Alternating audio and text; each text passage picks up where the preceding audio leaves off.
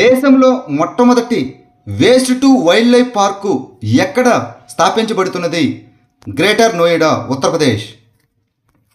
భారతదేశంలో మొట్టమొదటి waste to wild life పార్కును ఉత్తరప్రదేశ్లోని నోయిడాలో నిర్మించాలని ప్రణాళిక వేస్తున్నారు.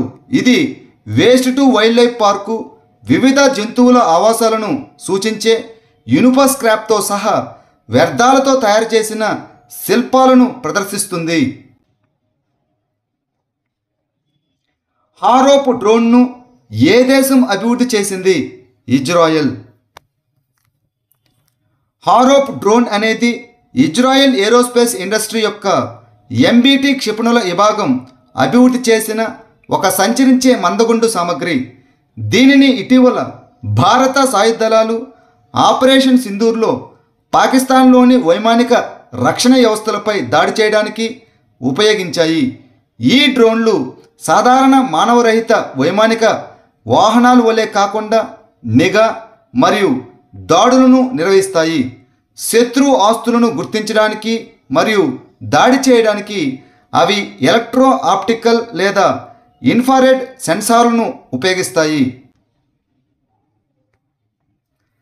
72వ మిస్ వరల్డ్ పోటీలో మానవతావాది అవార్డుతో ఎవరు సత్కరించబడుతున్నారు? సోను సూద్.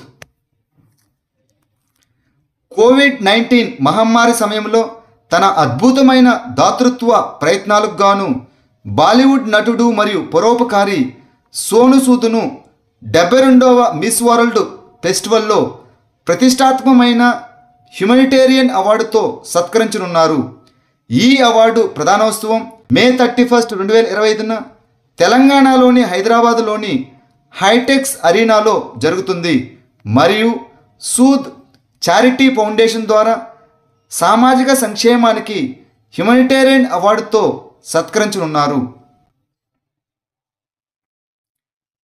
మార్కెట్ క్యాపిటలైజేషన్ ఆధారంగా 2025లో ఏ క్రిప్టో కరెన్సీ అత్యంత విలువైనది? Bit coin.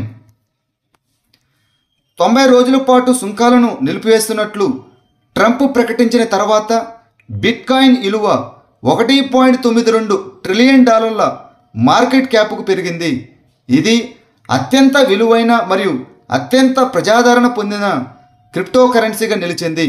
మొదటి స్థానంలో బిట్ కాయిన్ ఉండగా రెండవ స్థానంలో ఎథీరియం, మూడవ స్థానంలో టెథర్. 2025 సంవత్సరానికి గాను ఆల్ ఇండియా ఫుట్బాల్ ఫెడరేషన్ ఉత్తమ ఆటగాళ్లుగా ఎవరిని ఎంపిక చేసింది? శుభాశిష్ బోస్ మరియు సౌమ్య గుగులోత్. భువనేశ్వర్లో జరిగిన all India football federation awards 2025లో శుభాశిష్ బోస్ పురుషుల ప్లేయర్ ఆఫ్ ద ఇయర్గా ఎంపికయ్యారు. అదేవిధంగా సౌమ్య గుగులోత్ 2024-25 సీజన్కు గాను మహిళా ప్లేయర్ ఆఫ్ ది ఇయర్ అవార్డును అందుకున్నారు. అట్టడుగు స్థాయి మహిళలు మరియు మహిళలకు సాధికారత కల్పించడానికి ఆదిశక్తి అభియాన్ను ప్రారంభించిన రాష్ట్ర ప్రభుత్వం ఏది? మహారాష్ట్ర. అహల్యాబాయ్ హోల్కర్ 300th జయంతి సందర్భంగా అట్టడుగు స్థాయి మహిళలు మరియు పిల్లలకు సాధికారత కల్పించడానికి మహారాష్ట్ర మంత్రివర్గం ఇటీవల ఆదిశక్తి అభియాన్ను ప్రారంభించింది. పోషకాహార లోపం, శిశు మరియు ప్రసూతి మరణాలు, గృహహింస, లైంగిక వేధింపులు మరియు బాల్య వివాహాలను పరిష్కరించే ప్రభుత్వ పథకాలపై అవగాహన మరియు అమలును మెరుగుపరచడం ఈ ప్రచారం యొక్క లక్ష్యం. ప్రపంచంలో 3వ అతిపెద్ద వాహన తయారీదారుగా ఏ దేశం అవతరించింది? భారతదేశం. వాహన అమ్మకాల పరంగా జపాన్ను అధిగమించి ప్రపంచంలోనే 3వ అతిపెద్ద ఆటోమొబైల్ మార్కెట్గా అవతరించింది.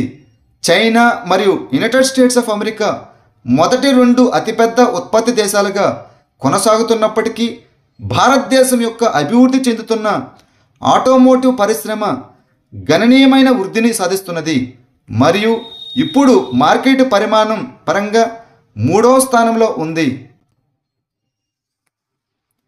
2025 శాప్ అనగా దక్షిణాసియా ఫుట్బాల్ సమైక్య అండర్-19 ఛాంపియన్షిప్ను తొలిసారిగా ఏ రాష్ట్రం నిర్వహిస్తున్నది? Arunachal Pradesh. 2025 SAFF under nineteen championship 2025 May 9 నుండి 18 వరకు అరుణాచల్ ప్రదేశ్లోని యుపియాలోని గోల్డెన్ జూబ్లీ స్టేడియంలో జరుగుతున్నది. ఈశాన్య రాష్ట్రం ఇంత పెద్ద దక్షిణాసియా ఫుట్బాల్ టోర్నమెంటును నిర్వహించడం ఇదే మొదటిసారి. హెసరగట్ట గ్రాస్ల్యాండ్ కన్జర్వేషన్ రిజర్వ్ను ఏ రాష్ట్ర ప్రభుత్వం నోటిఫై చేసింది? కర్ణాటక. కర్ణాటక ప్రభుత్వం హెసరగట్ట గడ్డి భూముల పరిరక్షణ నోటిఫై చేసింది. రాష్ట్ర ప్రభుత్వం వన్యప్రాణుల రక్షణ చట్టం 1972లోని సెక్షన్ 36A కింద హెసరగట్ట గడ్డి భూముల సంరక్షణ రిజర్వ్ను నోటిఫై చేసింది. ఈ చర్య గడ్డి భూముల ప్రత్యేక పర్యావరణ వ్యవస్థను రక్షించడం లక్ష్యంగా పెట్టుకుంది. 2024-25 ప్రపంచ స్క్వాష్ ఛాంపియన్షిప్ ఎక్కడ ప్రారంభమైంది? Chicago.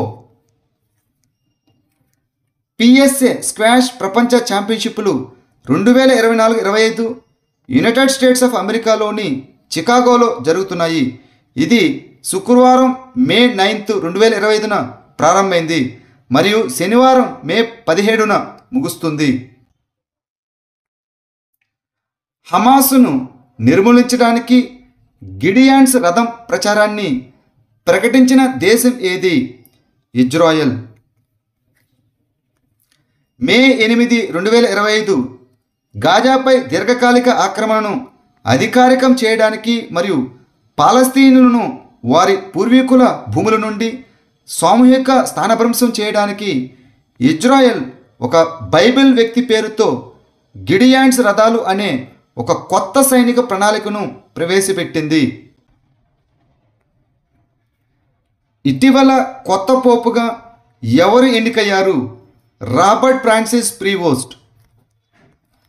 Robert Francis Prevost Saint Peter సింహాసనం యొక్క 267వ అధిపతి అయ్యాడు మరియు అతను లియో 14 అని పిలువబడతాడు.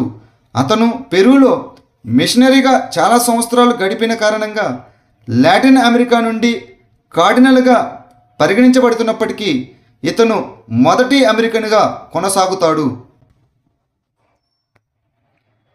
క్వాడ్ దేశాలు అనగా ఆస్ట్రేలియా, భారతదేశం, జపాన్ మరియు యుఎస్ఏ ఎక్కడ టేబుల్ టాప్ వ్యాయామ సమావేశాన్ని నిర్వహించాయి? హోన్లులు. ఏప్రిల్ 28 నుండి మే 2 వరకు క్వాడ్ భాగస్వాములు అయిన ఆస్ట్రేలియా, భారతదేశం, Japan, United States of America హవాయిలోని హోన్లుల్లోని Asia Pacific Center for Security స్టడీస్లో టేబుల్ టాప్ వ్యాయామం కోసం సమావేశమయ్యారు. ఇది క్వాడ్ ఇండో పసిఫిక్ లాజిస్టిక్స్ నెట్వర్క్ను ప్రారంభించడానికి ఇది ఒక అనుకరణ. 24వ ఎయిర్పోర్ట్ షో మరియు గ్లోబల్ ఎయిర్పోర్ట్ లీడర్స్ ఫోరం ఎక్కడ జరిగింది? దుబాయ్. దుబాయ్ వరల్డ్ ట్రేడ్ సెంటర్లో జరిగిన 24వ ఎడిషన్ ఎయిర్పోర్ట్ షో మరియు గ్లోబల్ ఎయిర్పోర్ట్ లీడర్స్ ఫోరం ముగిసింది. 20కి పైగా దేశాల నుండి 140 మందికి పైగా ఎగ్జిబిటర్లు ఈ కార్యక్రమానికి హాజరయ్యారు మరియు 6000 మందికి పైగా సందర్శకులను ఆకర్షించారు. ఇంటర్నేషనల్ మ్యారిటైమ్ డిఫెన్స్ ఎగ్జిబిషన్ అనగా ఐఎండెక్స్ ఆసియా 2025లో ఏ భారతీయ నౌకాదళ నౌక పాల్గొన్నది? ఐఎన్ఎస్ కిల్తాన్. చాంగి ఎగ్జిబిషన్ సెంటర్లో జరిగే ఐఎండెక్స్ ఆసియా 2025లో పాల్గొనడానికి భారతీయ నౌకాదళ నౌక ఐఎన్ఎస్ కిల్తాన్ ఇటీవల సింగపూర్ చేరుకుంది. ఈ ఐఎండెక్స్ అంటే ఆసియా పసిఫిక్ ప్రాంతంలో ఒక ప్రధాన నావిక మరియు రక్షణ కార్యక్రమం అయిన ఇంటర్నేషనల్ మ్యారిటైమ్ డిఫెన్స్ ఎగ్జిబిషన్. ఇది 1997 నుండి ప్రతి 2 సంవత్సరాలకు ఒకసారి సింగపూర్లో నిర్వహించబడుతుంది. మే 2025లో maturity onset diabetes of the young యొక్క కొత్త ఉపరకాన్ని కనుగొన్నట్లు ఏ 2 దేశాలు సంయుక్తంగా ప్రకటించాయి? భారతదేశం మరియు యునైటెడ్ స్టేట్స్ ఆఫ్ అమెరికా. భారతీయ మరియు అమెరికా పరిశోధకులు ఇటీవల maturity onset diabetes of the young యొక్క కొత్త ఉపరకాన్ని కనుగొన్నారు. ఇది అరుదైన వారసత్వంగా వచ్చే మధుమేహం. ఇది సాధారణంగా 35 సంవత్సరాల కంటే తక్కువ వయసున్న కౌమార దశలో లేదా యువకుల్లో నిర్ధారణ అవుతుంది. ఇది చెన్నైలోని మద్రాస్ డయాబెటీస్ రీసెర్చ్ ఫౌండేషన్ మరియు సెయింట్ లూయిస్లోని Washington University School of Medicine పరిశోధకులు ఈ ఆవిష్కరణను చేశారు. ఆధునిక సాంకేతికత మరియు కొత్త విత్తన రకాల గురించి రైతుల్లో అవగాహన కల్పించడానికి ప్రారంభించిన ప్రచారం పేరు ఏమిటి? వికసిత్ కృషి సంకల్ప అభియాన్. కేంద్ర వ్యవసాయ మంత్రి వికసిత్ కృషి సంకల్ప అభియాన్ అనే 15 రోజుల దేశవ్యాప్త ప్రచారాన్ని ప్రకటించారు. ఆధునిక సాంకేతికత మరియు కొత్త విత్తన రకాల గురించి రైతుల్లో అవగాహన పెంచడానికి ఈ ప్రచారం మే 29 నుండి జూన్ 12 వరకు కొనసాగుతుంది. న్యూఢిల్లీలో జరిగిన జాతీయ వ్యవసాయ సదస్సు ఖరీఫ్ ప్రచారం సందర్భంగా దీనిని ప్రకటించారు. స్టార్టప్ల కోసం క్రెడిట్ గ్యారంటీ పథకంకు నోడల్ మంత్రిత్వ శాఖ ఏది? వాణిజ్యం మరియు పరిశ్రమల మంత్రిత్వ శాఖ, the ministry of commerce and industry. ప్రభుత్వం ఇటీవల స్టార్టప్ల కోసం క్రెడిట్ గ్యారంటీ స్కీమును సవరించింది. ఇది ఆవిష్కరణ మరియు వ్యవస్థాపకతకు మద్దతిస్తుంది. ఈ పథకాన్ని వాణిజ్యం మరియు పరిశ్రమల మంత్రిత్వ శాఖ నిర్వహిస్తుంది మరియు పరిశ్రమ అదేవిధంగా అంతర్గత వాణిజ్య ప్రోత్సాహక విభాగం అనగా డిపిఐఐటి గుర్తించిన స్టార్టప్లకు మాత్రమే ప్రయోజనం చేకూరుస్తుంది. లాగ్రాంజియన్ గ్రోత్ అడ్వెక్షన్ మోడల్ ప్రధానంగా సముద్రంలో దేనిని ట్రాక్ చేస్తుంది? ఫైటోప్లాంక్టన్ వారసత్వం మరియు కార్బన్ ఎగుమతి. మాంటేరీ బే అక్వేరియం రీసెర్చ్ ఇన్స్టిట్యూట్ మరియు ఫ్లోరిడా స్టేట్ యూనివర్సిటీ పరిశోధకులు సముద్ర ఉపరితలం నుండి లోతైన నీటికి ఎంత కార్బన్ రవాణా చేయబడుతుందో అంచనా వేయడానికి ఒక కొత్త పద్ధతిని రూపొందించారు. ఈ పద్ధతి ఉపగ్రహ డేటాను ఉపయోగిస్తుంది మరియు దీనిని లాగ్రాంజియన్ గ్రోత్ అడ్వెక్షన్ మోడల్ అని కూడా పిలుస్తారు. ఉపగ్రహ డేటాను ఉపయోగించి సముద్ర కార్బన్ ఎగుమతిని అంచనా వేయడానికి మరింత ఖచ్చితమైన మార్గాన్ని అందించడం ద్వారా ఇది వాతావరణ పరిశోధనకు మద్దతిస్తుంది. Marshal of the air force Arjun Singh memorial hockey tournament 2025 యొక్క 6వ ఎడిషన్ ఎక్కడ జరిగింది? Chandigarh. Air force marshal Arjun Singh memorial hockey tournament యొక్క 6వ ఎడిషన్ ఏప్రిల్ 29 నుండి మే 6 వరకు ఏఎఫ్ చండీగఢ్లోని రఘుబీర్ సింగ్ భోలా హాకీ స్టేడియంలో జరిగింది. ఈ కార్యక్రమంలో 2 విదేశాల నుండి ఎయిర్ ఫోర్స్ హాకీ జట్లు సహా 12 జట్లు పాల్గొన్నాయి. భారతదేశంలో మొట్టమొదటి భూ ఉష్ణ ఉత్పత్తి బావిని ఎక్కడ తవ్వారు? అరుణాచల్ ప్రదేశ్.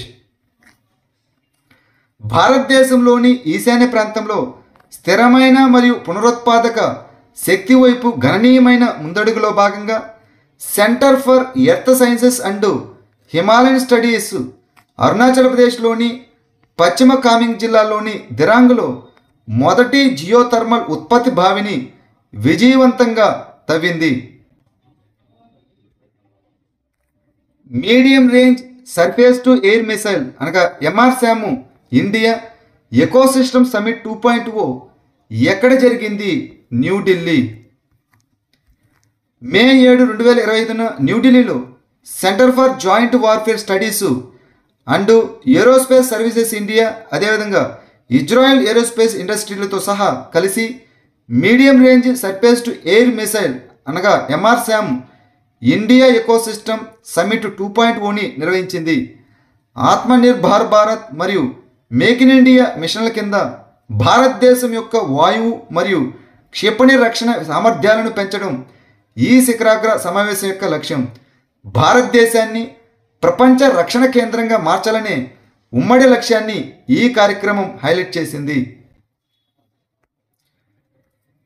ఐక్యరాజ్య సమితి అడవుల వేదిక ఏ సంస్థచే స్థాపించబడింది? ఐక్యరాజ్య సమితి ఆర్థిక మరియు సామాజిక మండలి. భారతదేశం ఇటీవల న్యూయార్క్లోని ఐక్యరాజ్య సమితి ప్రధాన కార్యాలయంలో జరిగిన ఐక్యరాజ్య సమితి అడవుల ఫోరం యొక్క 20వ సెషన్లో పాల్గొంది. ప్రపంచవ్యాప్తంగా స్థిరమైన అటవీ నిర్వహణకు మద్దతు ఇవ్వడానికి 2000లో ఐక్యరాజ్య సమితి ఆర్థిక మరియు సామాజిక మండలి ద్వారా ఐక్యరాజ్య సమితి అడవుల ఫోరం సృష్టించబడింది. ఇందులో అన్ని యుఎన్ఓ సభ్యదేశాలు మరియు సంబంధిత అటవీ సంస్థలు ఉన్నాయి. భారతదేశం వ్యవస్థాపక సభ్యదేశంగా ప్రపంచ అటవీ విధానాన్ని రూపొందించడంలో పాత్ర పోషిస్తున్నది.